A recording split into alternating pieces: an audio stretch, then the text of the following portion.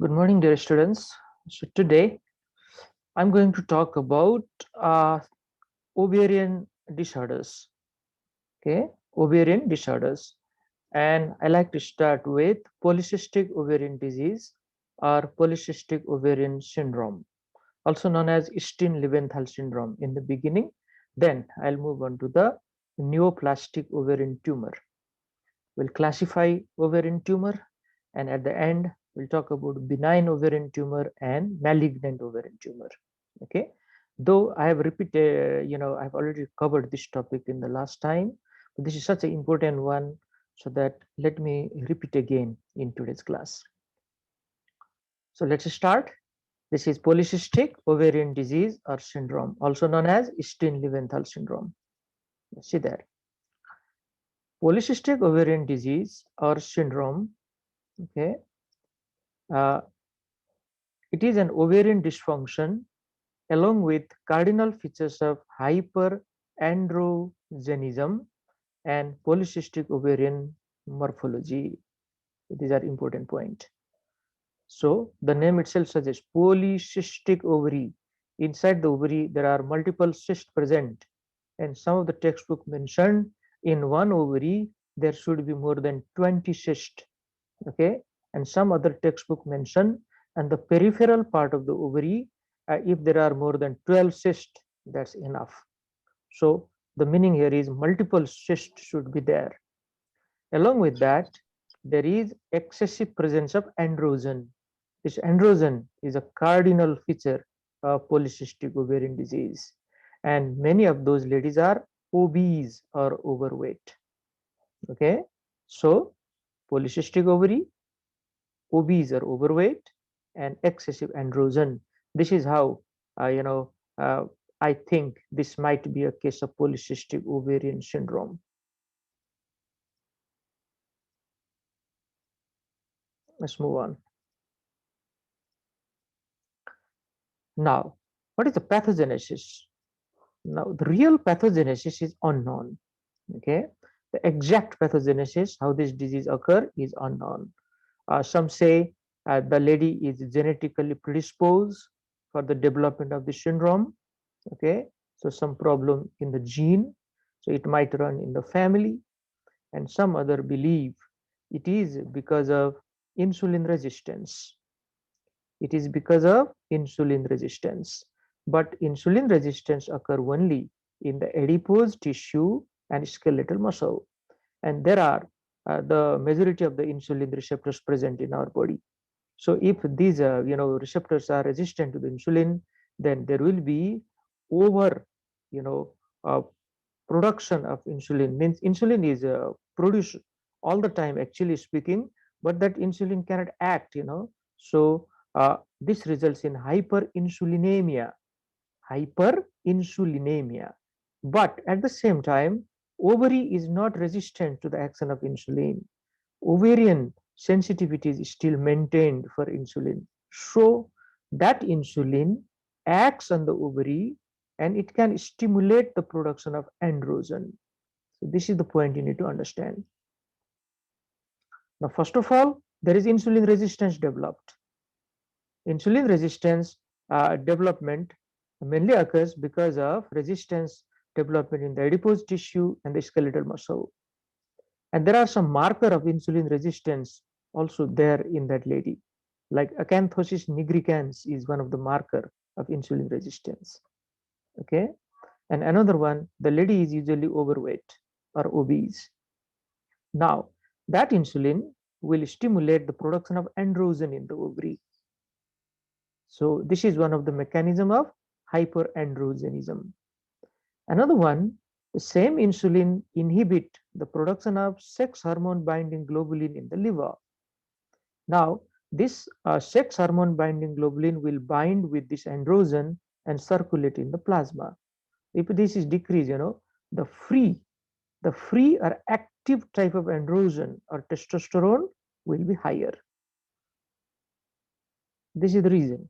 The active or free testosterone will become higher because of decreased production of sex hormone binding globulin. And this androgen result in the main clinical and endocrine abnormality in this syndrome. Androgen can result in decreased ovulation. Androgen can result in hirsutism. Androgen can result in the production of male type of baldness, okay, and even increased muscle mass, which are very common in this disorder.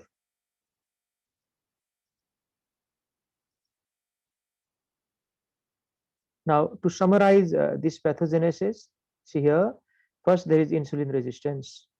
This insulin resistance mainly develop in the fat and the muscle. Now, there will be hyperinsulinemia. Okay, this hyperinsulinemia is causing two things. Inside the ovary, it is still acting, so it will cause the synthesis of more androgen. At the same time, it is decreasing the synthesis of sex hormone binding globulin.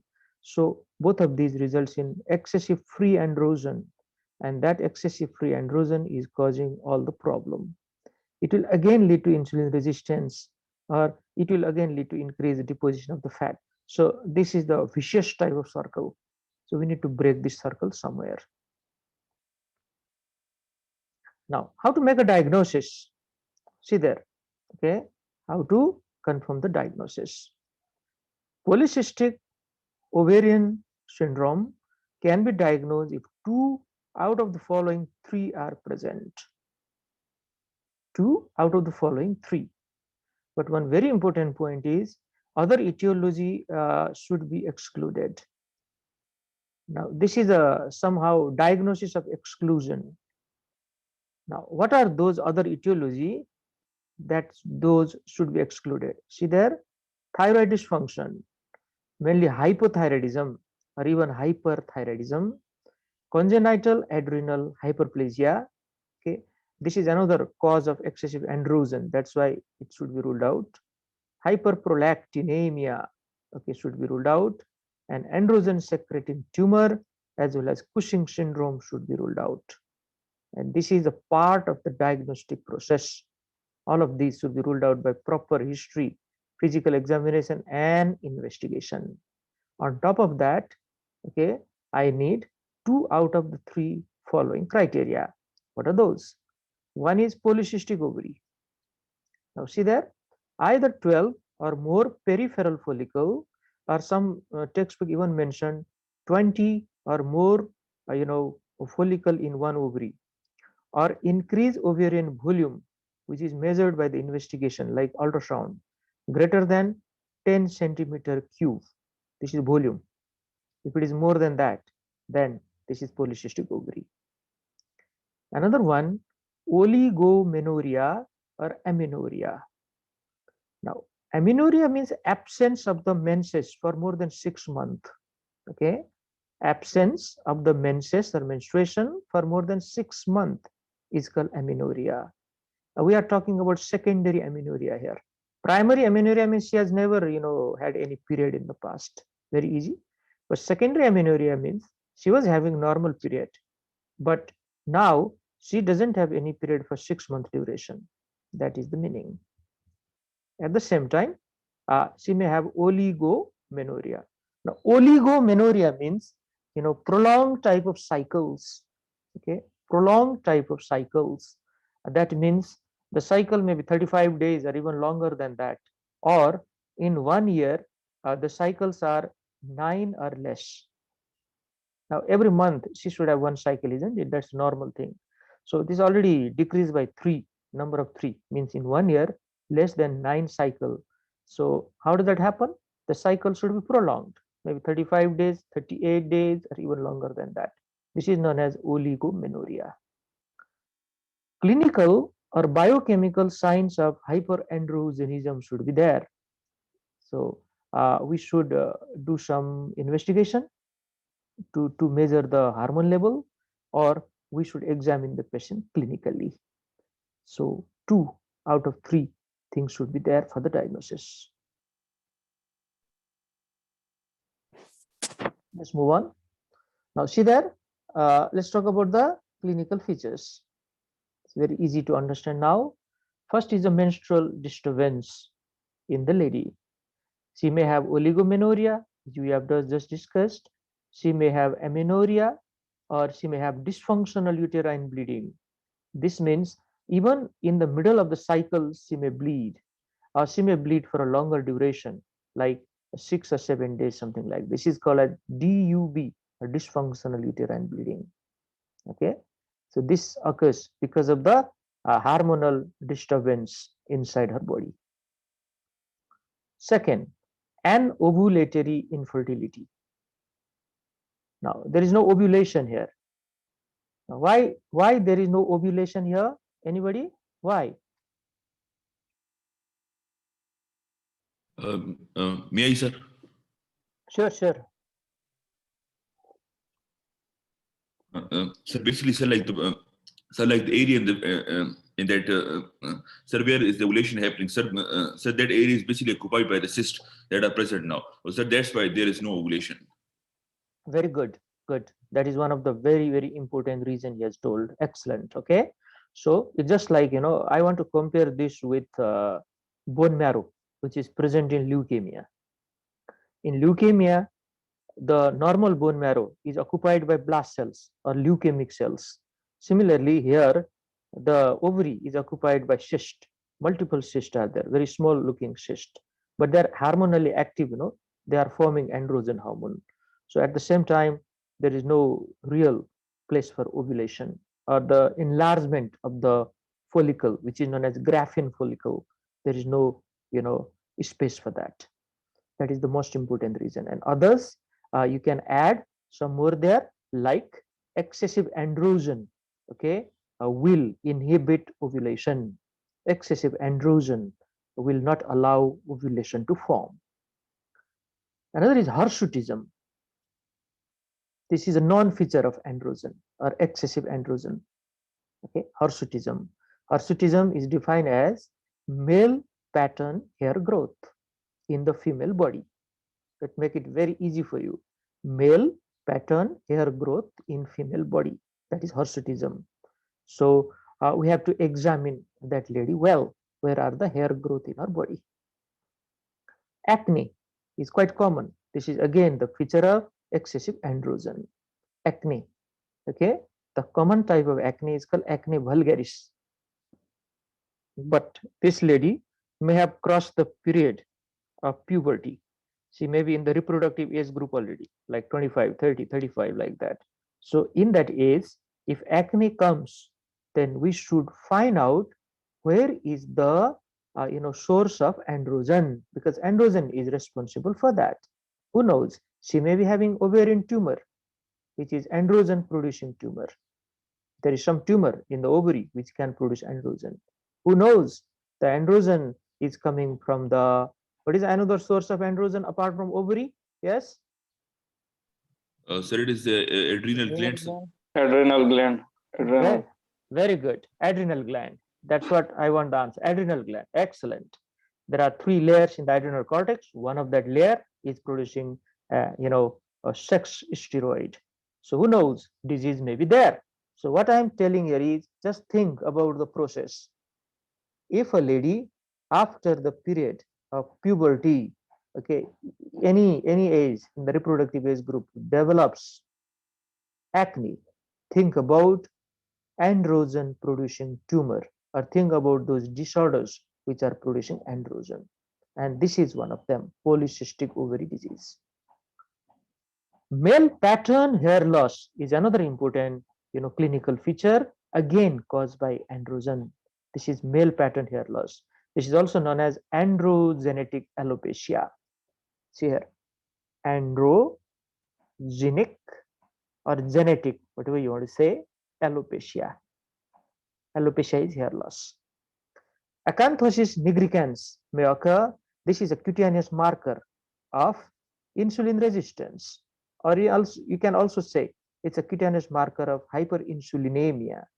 Only after insulin is resistant, there is excessive level of insulin. Very easy to understand, because insulin is not utilized. So acanthosis nigricans, we have to find it out. We have to search for this on the skin. This is, okay, black velvety type of elevation on the skin. This is black and velvety, means we can really feel it. It's a folded type of appearance on the skin, and this is very commonly found around the axilla and base of the neck. Axilla and base of the neck. It may be found in other areas also, but these are common.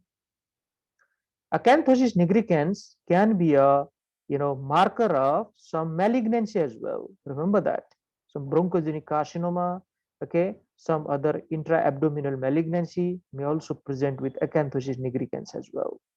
But more commonly, it is a feature of hyperinsulinemia or insulin resistance. Another is central obesity. Usually, these ladies are obese.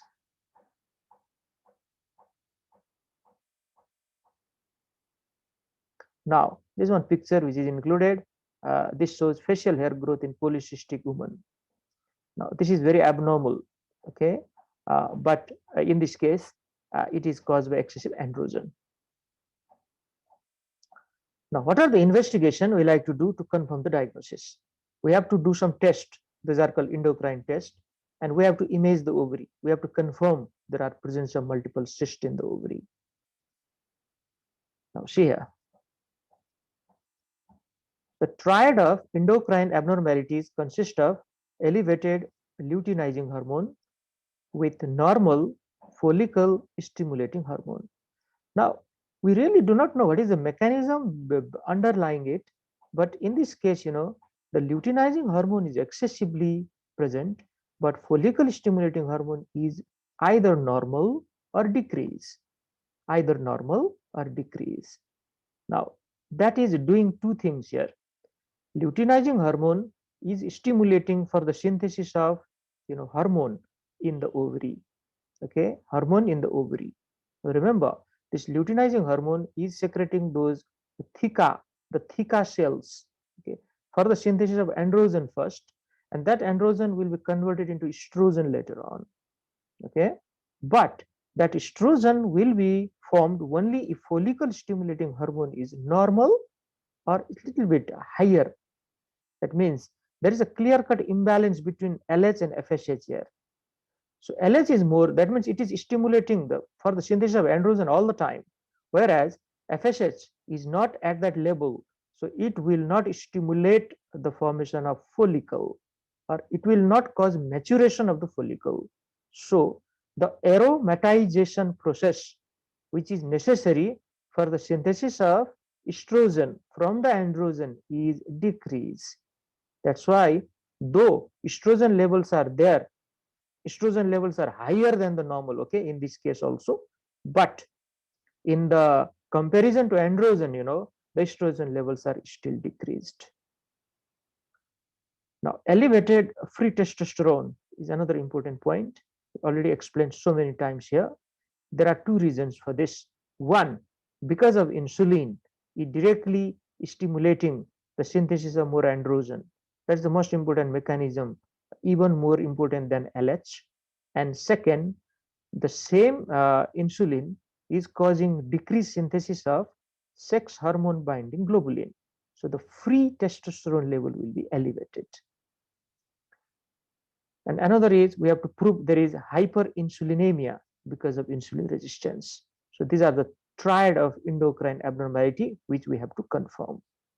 So excessive LH and normal FSH, elevated free testosterone, and hyperinsulinemia. Now, blood should be taken during the first week after the menstruation to confirm all these things. And characteristically, serum concentration of testosterone is above 2.5 nanomole per liter, and serum LH is above 10 international unit per liter.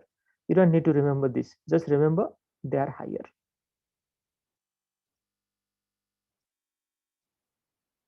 Now, the second part of the diagnostic process is imaging the ovary. This is done by ultrasound. Ultrasound is an important test here. Even CT scan, MRI can be done, but ultrasound is always done in the beginning. So it reveals polycystic ovary. The ovaries are usually enlarged here, okay, and with a smooth outer covering that is thicker than the normal.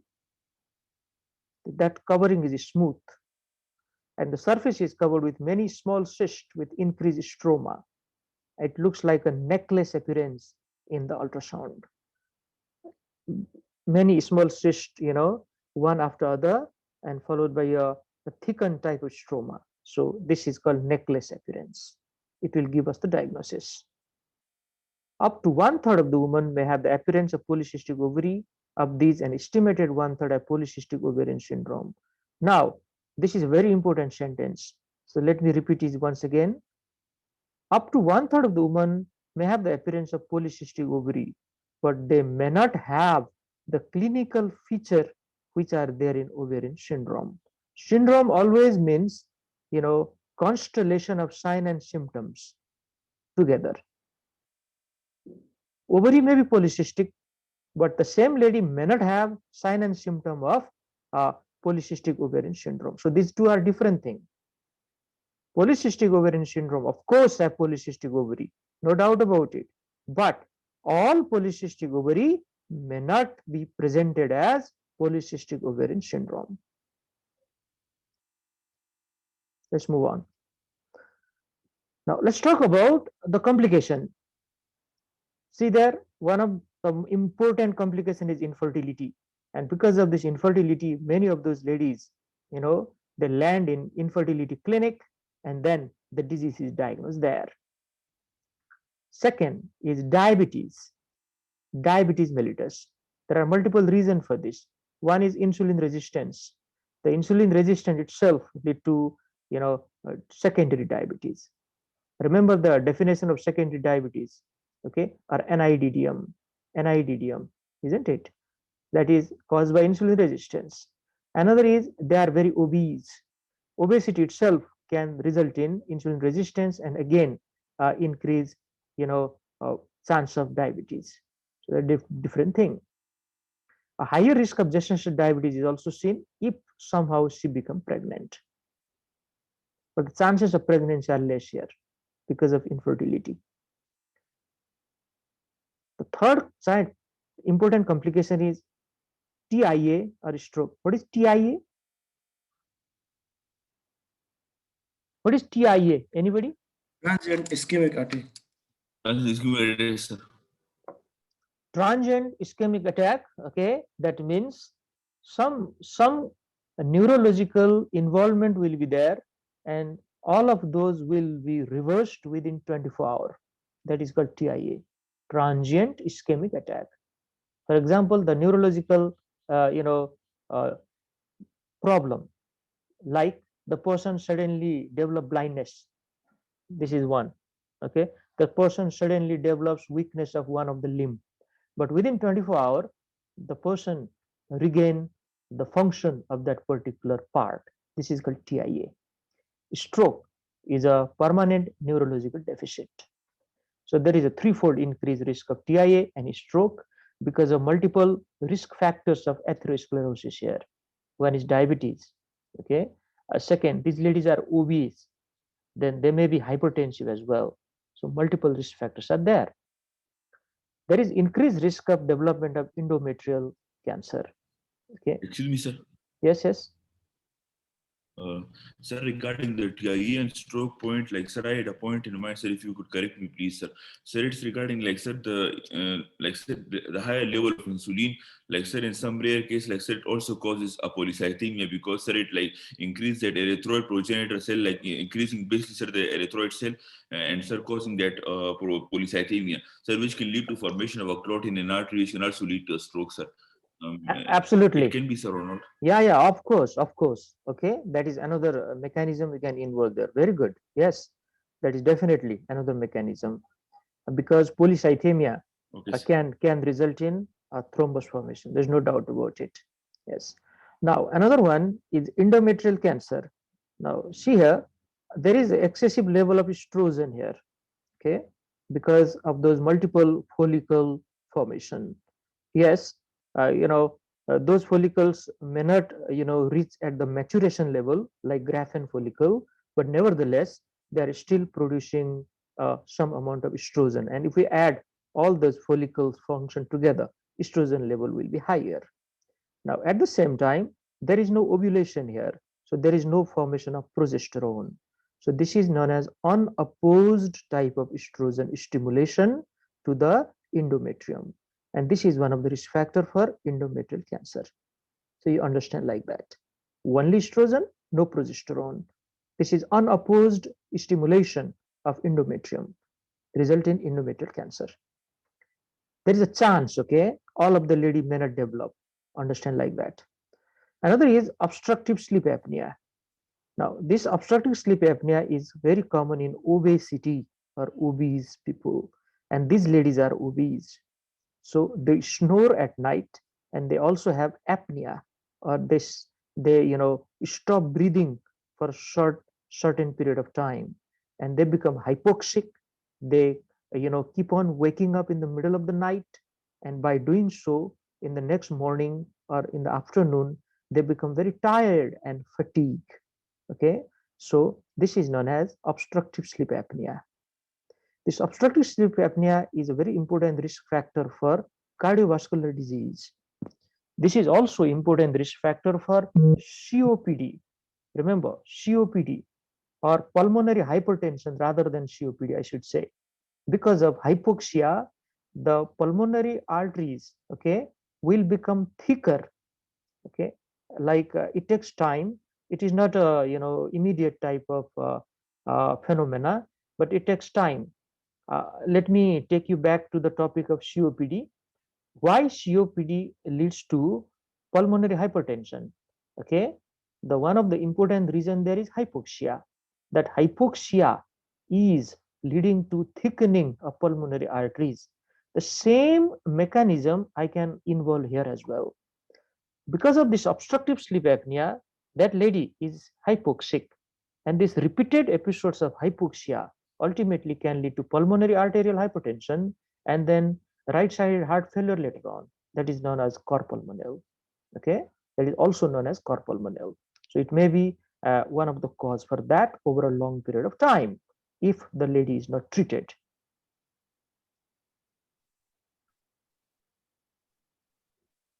Now, let's move on. Now, one of the very interesting point here is women with polycystic ovarian syndrome are more likely than other women of the same age to have cardiovascular risk factors. And these are central body fat distribution, exactly like Cushing syndrome here. Okay, central body fat distribution, like a Cushing syndrome, uh, and the peripheries or the limbs are thinner. Obesity, hypertension, hyperlipidemia, and reduce HDL cholesterol. All of these are features of metabolic syndrome. This is known as metabolic syndrome. And this metabolic syndrome starts from insulin resistance. Now, this is a very important term these days, okay? Never forget it. Metabolic syndrome. It starts from insulin resistance, and everything will add there together. And especially if this occurs in male, there is definite higher chance of atherosclerosis. But in female, still the process of atherosclerosis is somehow protected by the presence of estrogen. They are protected by the presence of estrogen. So even if they are having these multiple cardiovascular risk factor, okay, the increased risk of developing coronary heart disease doesn't occur. Okay, the frank occurrence of MI, angina, and those type of things still do not occur. But they are doing very extensive research on this. This type of research takes a long time. This is known as prospective type of study. So who knows, in the near future they may come with this risk factor. Yes, there is an increased chance, but till now this is the thing. Now, the final part is the management. How we are going to manage the case of polycystic ovarian syndrome or Steen-Leventhal syndrome. Now, look at the heading here, in which heading we are going to talk this. The main issue in the management of the polycystic ovarian syndrome are general management of the patient, is importantly weight loss. Weight loss is such an important management here. Menstrual irregularities, we have to tackle this, and the important drug we give is oral contraceptive pill here. infertility. We have to induce the ovulation somehow. We have to go for the treatment of hirsutism and acne, and then we have to manage insulin resistance as well. These are the different headings. So let's talk about it.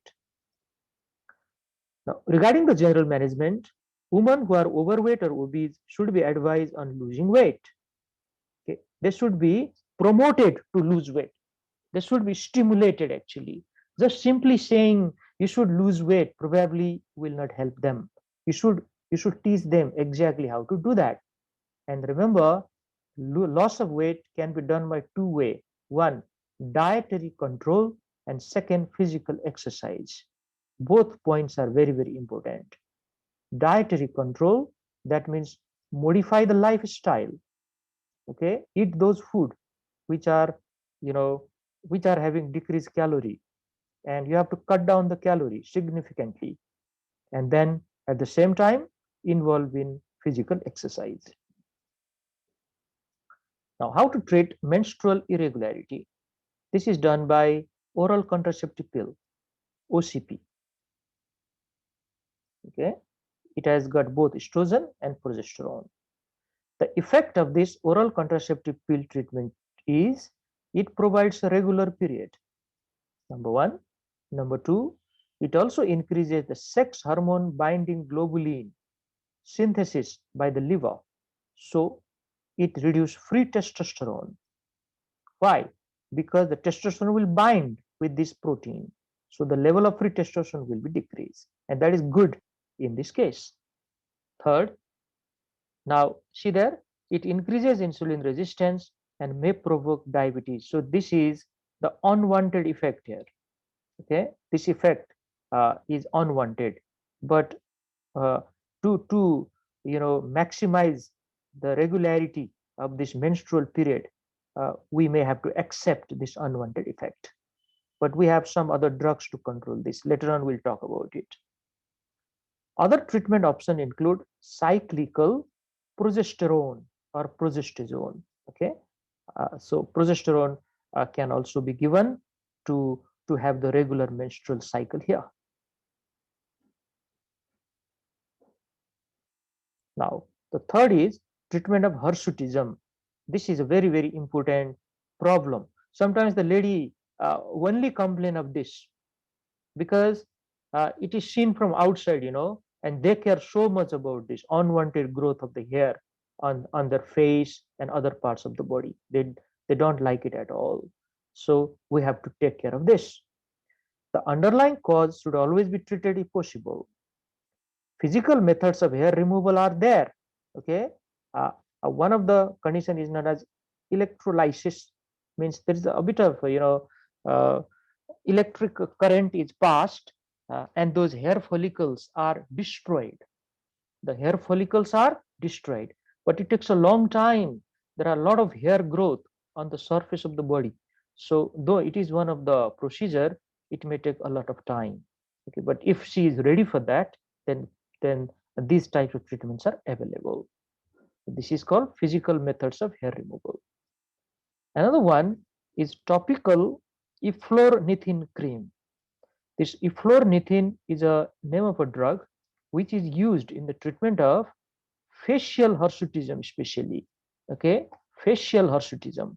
It can be applied in other place also, but especially it is applied in the face because it is seen from outside. That's the point. It irreversibly inhibits ornithine decarboxylase and doesn't allow the hair growth there. Now, can you tell me one other medicine which stimulate hair growth? Yes, stimulate, not decrease. Minoxidil. Yes, Sir, yes. minoxidil, sir. Minoxidil. Very good. It's minoxidil, and that minoxidil is used in the treatment of alopecia. So these are the opposite type of drugs. Okay, one is used in the treatment of alopecia, that is minoxidil, and another one is eflornithine. It is used for the treatment of hirsutism. Now, some other drugs are anti-androgen. An example is cyproterone acetate. Cyproterone acetate, it competitively inhibits androgen at peripheral receptor and may also reduce androgen synthesis. So see there, it has a dual effect. one at the receptor level, another the synthesis of androgen itself. So cypraterone acetate can be tried. Another drug is oral contraceptive pill. It also suppresses ovarian androgen production. Estrogen and androgen are antagonists to each other. So that's how you remember. It suppresses ovarian androgen production. And it helps. If androgen is decreased, the chance of hirsutism is less. Another drug is spironolactone. This is a type of diuretic, but it has androgen, or it has anti-androgen effect or anti-androgen property. Okay, it binds with the androgen binding site in the target tissue, and that's how it elicits its anti-androgen property. So all of these can be tried. Now, the treatment of insulin resistance is done, by two important way. One, again, weight loss. When one is weight loss, because obesity itself is a factor for insulin resistance, and another one is a drug known as metformin. Metformin, you have heard about this drug, metformin. It's a type of biguanide. Okay, it is a very important drug in the treatment of type 2 diabetes. Type 2 diabetes these days, or NIDTM. Okay, it doesn't lead to hypoglycemia, but it will increase insulin sensitivity in the receptor level. It also decreases gluconeogenesis. And by increasing the insulin sensitivity in the fat and the muscle tissue, remember the level of this insulin is decreased, and by doing so, the stimulation given by that insulin in the ovary is decreased. This is how metformin is acting there. So the process is actually, it regulates the level of insulin in the patient.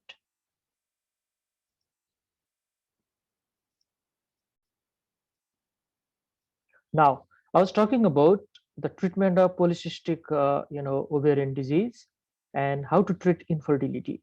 The first thing is a lifestyle measure or modify the lifestyle. If that, is successful to decrease the weight, then it may stimulate ovulation on its own. That's why it is such an important point.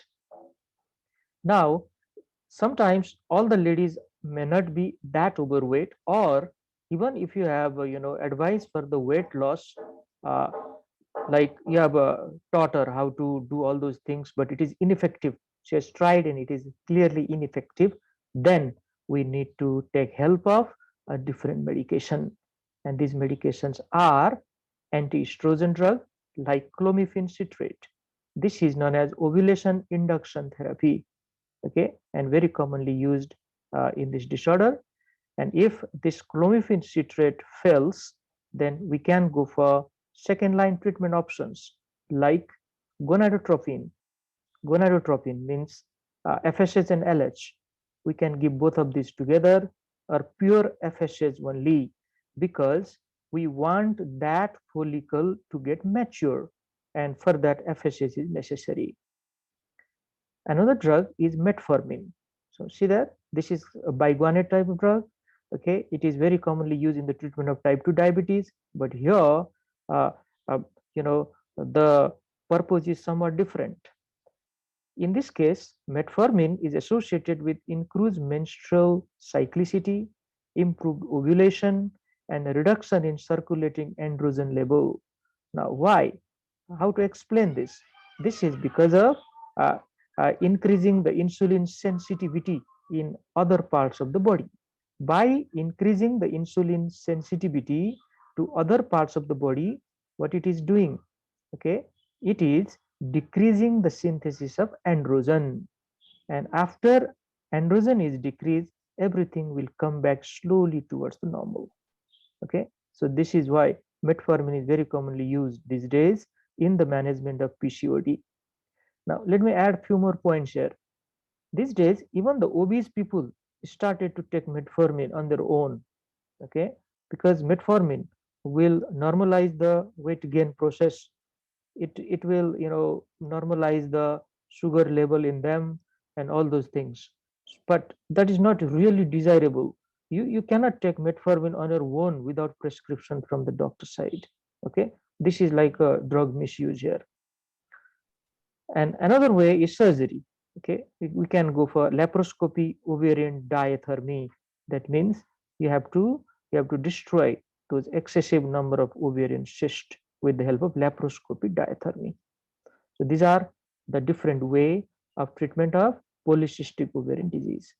This is a very important question from the exam point of view, but not only from the exam. When you start working in the gynecology clinic or the gynecology hospital, I'm sure you will see a lot of these cases.